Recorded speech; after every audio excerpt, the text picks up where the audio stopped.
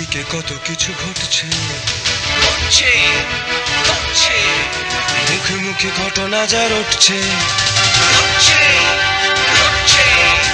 আড়ালে প্রকাশ্যে যা বলছে, তাই নিয়ে ক্যামেরা চলছে, ক্যামেরা চলছে, ক্যামেরা চলছে, ক্যামেরা চলছে। বাঁশবাগানের মাথার উপর চাঁদ উঠেছে ওই। বাংলা কবিতায় অমর হয়ে আছে কাজলা দিদি কবিতাটি। তার কবি যতীন্দ্রমোহন বাগচির ১৪৮তম জন্মদিন পালিত হল কবির বাড়িতে নদিয়া জেলার জামশেদপুর গ্রামে। দর্পণ মুখের খোঁজে পত্রিকা এবং কথাশিল্পী আবৃত্তি চর্চা কেন্দ্রের উদ্যোগে অনুষ্ঠানটির আয়োজন করা হয়। সূচনায় কবির প্রতিকৃতিতে মাল্যদান করেন কল্যাণ চট্টোপাধ্যায় ও জগন্নাথ চট্টোপাধ্যায়। পরবর্তীতে কবির প্রতিকৃতিতে মাল্যদান করবেন সম্মানীয় জগন্নাথ চট্টোপাধ্যায় মহাশয়।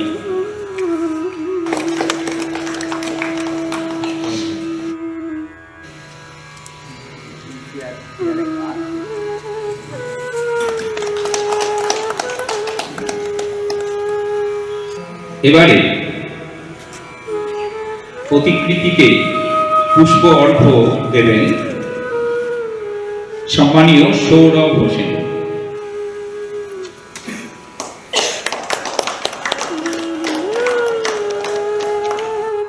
অনুষ্ঠানের শুরুতে উদ্বোধনী সঙ্গীত পরিবেশিত হয়।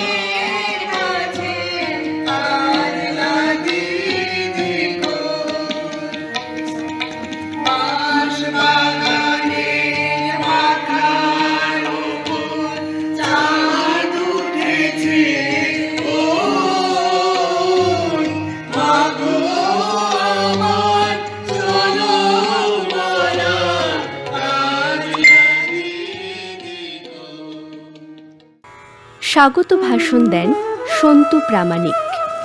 নদিয়া জেলার অহংকার তথা জামশেদপুরের ভূমিপুত্র কবি যতীন্দ্রমোহন বাগচির ১৪৮তম জন্মদিবস, সেই উপলক্ষে দর্পণ সাহিত্য পত্রিকা এবং কথাশিল্প জন্ম দিবস পালন করতে চলেছি আমরা সকলে সমবেত হয়ে। যতীন্দ্রমোহন বাগচি শুধুমাত্র কবি নন, তিনি আমাদের নদিয়া জেলার আবেগ। নদিয়াতে আমাদের সব থেকে বড় পাওনা এবং আমাদের সঙ্গে সমবেত হয়েছে কথাশিল্প, সেজন্য প্রীতম দাকে অসংখ্য ধন্যবাদ। ধন্যবাদ প্রীতম দা। আসুন সকলে মিলে আজকে আমাদের এই জন্মদিবস অনুষ্ঠান সেটাতে অংশগ্রহণ করি এবং সেটিকে প্রত্যেকে নিজ নিজ দায়িত্ব গুণে প্রত্যেকে বুঝে নিই। আসুন সকলে মিলে এই অনুষ্ঠানে সামিল হই।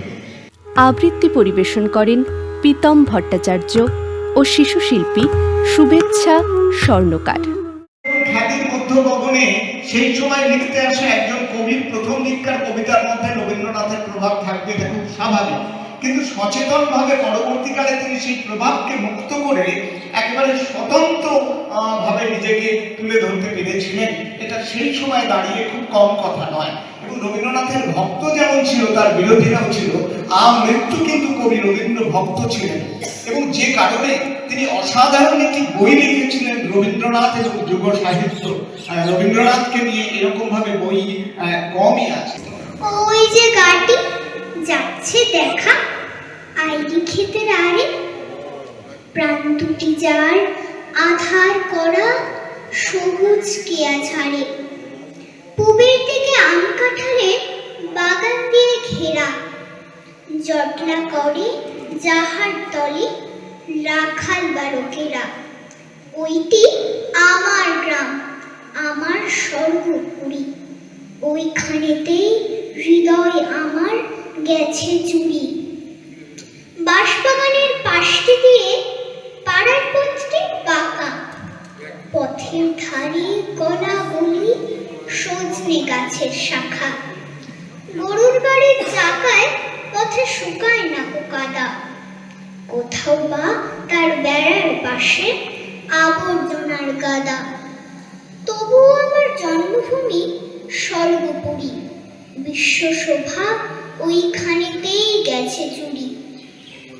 যত দেশের যত পাখি ওই গায়ে কি আছে, ঝোপে ঝাড়ে বেড়ায় উড়ে বাসার কাছে কাছে, পথের ধারে গাছের ডগা নুয়ে পড়ে গায়ে, চলতে গেলে শুকনো পাতা গুঁড়োই পায়ে পায়ে। বনে ভরা এমনি আমার স্বর্গপুরী, স্বর্গ শোভা তবু সেথায় গেছে চুরি। পদ্ম দেখি কোথায় পাবো, পদ্ম নাই গো মোটে। এবছর যতীন্দ্রমোহন স্মৃতি পুরস্কার পেলেন কবি অদিতি বসু রায় ও প্রাবন্ধিক সুপ্রতিম কর্মকার। আমরা ঘোষণা করি কবি যতীন্দ্রমোহন বাগচি স্মৃতি পুরস্কার 25, সপ্তম বর্ষ, কাব্যগ্রন্থ বিভাগ, কবি অদিতি বসু রায়। কাব্যগ্রন্থের নাম হৃদয় সংহিতা। দর্পণ মুখের খোঁজে পত্রিকায় 27 নভেম্বর 25 কবি যতীন্দ্রমোহন বাগচি বাড়ি নদিয়া থেকে এই পুরস্কার ঘোষণা করা হলো। তো কবি যতীন্দ্রমোহন বাগচি স্মৃতি পুরস্কার 2025 সপ্তম বর্ষ প্রবন্ধ সাহিত্য বিভাগে এই পুরস্কারটি পাচ্ছেন। তিনি আমার অত্যন্ত এক প্রিয় লেখক, এবং বিশেষ করে আপনারা নদী ওপরে তার অনেক লেখা রয়েছে। আমরা আনন্দবাজার পত্রিকা থেকে শুরু করে দেশ এবং অন্যান্য প্রথম শ্রেণীর পত্র পত্রিকায় তার লেখা আমরা পড়ে থাকি। সাহিত্যিক সুপ্রতিম কর্মকার। ছায়ানট কলকাতার সভাপতি সমৃতা মল্লিক বক্তব্য রাখেন। সেরকম একটি সময় 1922 সালের 11ই অগস্ট কাজী নজরুল ইসলামের একক সম্পাদনায় ধূমকেতু পত্রিকা প্রকাশিত হলো, এবং সেই পত্রিকায় 26শে সেপ্টেম্বর প্রকাশিত হলো নজরুলের একটি কবিতা আনন্দময়ী আগমনী, যে কবিতার জন্য কাজী নজরুল ইসলাম 1 বছরের মতো সময় কারাগারে কাটিয়েছিলেন। তাকে 23শে নভেম্বর কুমিল্লা থেকে গ্রেপ্তার করা হলো এবং নিয়ে আসা হলো প্রেসিডেন্সি জেলে। মোট 4টি জেলে কাজী নজরুল ইসলাম সেই 1 বছর কাটিয়েছেন। প্রথমে প্রেসিডেন্সি জেল, তারপর আলিপুর জেল, তারপরে হুগলি জেল, এবং সর্বশেষ তিনি মুক্ত হন স্কোয়ারে, কলকাতার কলেজ স্কোয়ারে অনুষ্ঠিত এক জনসভায় হুগলি জেলে অনশনরত কবি কাজী নজরুল ইসলাম, সিরাজউদ্দিন, গোপালচন্দ্র সেন প্রমুখ কারাবন্দীদের উপর কারা কর্তৃপক্ষের নির্যাতনের তীব্র নিন্দা জ্ঞাপন করে এবং বেসরকারি জেল পরিদর্শক ডাক্তার আব্দুল্লাহ সোহরাওয়ার্দীর মাধ্যমে অনশনরত রাজবন্দীদের অনশন ভঙ্গ করার অনুরোধ জানাবার সিদ্ধান্ত নিয়ে 2টি প্রস্তাব গৃহীত হয়েছিল। প্রাবন্ধিক তরুণ মুখোপাধ্যায়ের বইয়ের আনুষ্ঠানিক প্রকাশন।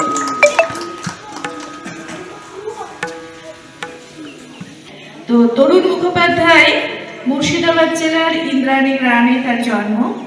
বহরমপুর কৃষ্ণনাথ কলেজিয়েট স্কুল ও কৃষ্ণনাথ কলেজ থেকে পড়াশুনো করেছেন। সামানিক বাংলায় প্রথম, বাংলা সাহিত্যে প্রথম, MA করেছেন কলকাতা বিশ্ববিদ্যালয়ে, প্রথম শ্রেণীতে প্রথম। অধ্যাপক অসিত বন্দ্যোপাধ্যায়ের তত্ত্বাবধানে বাংলা কাব্যনাট্য নিয়ে গবেষণা করে পিএইচডি ডিগ্রি লাভ করেন। বিচিত্র বিষয়ে পড়াশোনা ও লেখালেখি করেছেন এবং 20 শতাধিক গ্রন্থ প্রকাশিত হয়েছে। কবিতা, সাহিত্য তত্ত্ব, নাটক নিয়ে বিশেষ আগ্রহী। কবি ও প্রাবন্ধিক রূপে পেয়েছেন বহু বেসরকারি সম্মান ও পুরস্কার। আচার্য দীনেশচন্দ্র সেন স্মৃতি স্বর্ণপদক, বাসভূমি পত্রিকা জীবনকৃতি পুরস্কার, মহাদিগন্ত সৃজন পত্রিকা জানিয়েছে সম্মান। বর্তমানে অবসরপ্রাপ্ত। লেখাপড়া ও গান শোনা তার নিত্যকর্ম। অনুষ্ঠানের দ্বিতীয় পর্বে সমবেত কবিতা পাঠ, আবৃত্তি ও সঙ্গীত পরিবেশিত হয়। পুকুর ধারে নেবুর তলে থোকায় থোকায় জোনাই জলে ফুলের গন্ধে ঘুম আসে না, একলা জেগে লই। মাগো আমার কোলের কাছে কাছে না দিদি কই, বাগানের মাথার ওপর চাঁদ উঠেছে ওই। মাগো আমার শোলক বলা কাছে দিদি কই।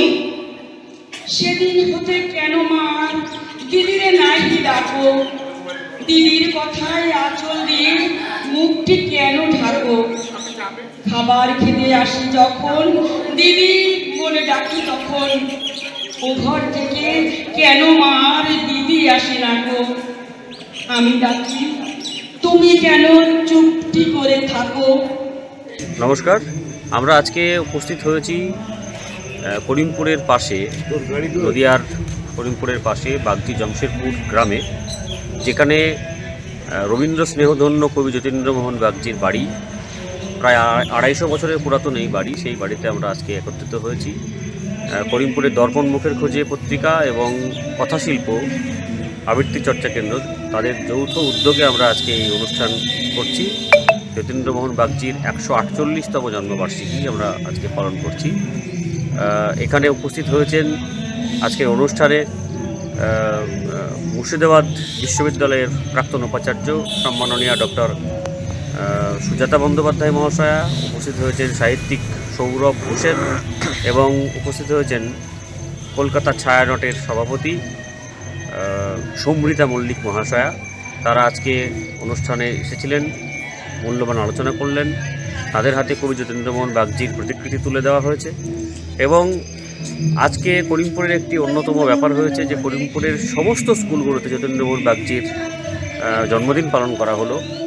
আর আমাদের এই অনুষ্ঠানে কলকাতা বিশ্ববিদ্যালয়ের প্রাক্তন বিভাগীয় প্রধান ডক্টর তরুণ মুখোপাধ্যায়ের একটি নতুন বই আমাদের দর্পণ মুখের খোঁজের থেকে তার বইটির মোড়ক উন্মোচন করা হলো। বইটির নাম অরাবেন্দ্রিক কবি যতীন্দ্রমোহন। তাঁর বইটির মোড়ক উন্মোচন করলেন ডক্টর সুজাতা বন্দ্যোপাধ্যায় ও সৌরভ হোসেন। আমরা এই অনুষ্ঠানে এসে করিমপুরের এবং পার্শ্ববর্তী অঞ্চলের বেশ কয়েকজন আমরা এখানে উপস্থিত হয়েছি। স্বরচিত কবিতা পাঠ, গান এবং বিখ্যাত সেই গান মা গো আমার শোলক বলা কাজলা দিদি বইয়ের বই, এই গানের উপরে নৃত্যও পরিবেশিত হচ্ছে। সব মিলিয়ে আমরা বছরে একবার হলেও এখানে এই বাড়িটিতে আসি। বহু সাহিত্যিকে পরদলিতে স্মৃতিধন্য এসেছেন এখানে। সুনীল গঙ্গোপাধ্যায়ের মতো সাহিত্যিক এসেছেন, দেবদুলাল বন্দ্যোপাধ্যায় এসেছেন, বিভাস চক্রবর্তী। সেই বাড়িতে আমরা উপস্থিত হয়েছি এবং এইখানে আমরা অনুষ্ঠান করতে পেরে আমরা গর্বিত। যতীন্দ্রমোহন বাগজির চর্চা আমাদের জেলাব্যাপী চারিদিকে ছড়িয়ে পড়ুক, আমরা এটাই কামনা করব। ধন্যবাদ।